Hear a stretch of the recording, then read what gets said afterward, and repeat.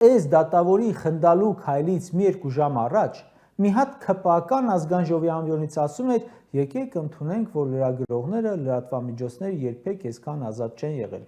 Դա ասում էր այն դեպուտատը, որը Սարգիս Պետրոսյանի հետ համարյա նույն ժամանակ մտավ ՔՊ, երկուսն էլ դեպուտատ դառնալու հույսով։ Կոնջորյանի բախտը բերեց, դարձավ դեպուտատ ու առայժմ ՔՊ-ում է, դեռ իր քաղաքական հերթական դավանափոխությունը չի ունեցել, իսկ Սարգսի բախտը չբերեց ու դեպուտատ չդարձավ։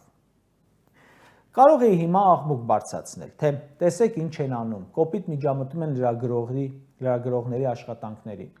Սարգիս Պետրոսյանը լինելով դատավոր քրեական օրենսգրքով նախատեսված արարք է անում, խոչընդոտելով լրագրողի աշխատանքը։ Կարող էի դիմել Եվրամիության ու ԱՄՆ դեսպաններին ու ասել. տեսեք ձեր բաստիոնչիների գործողությունները, գնահատական տվեք։ Չեմ անում, որովհետև դուք այդ ՔՊ կոչվածներով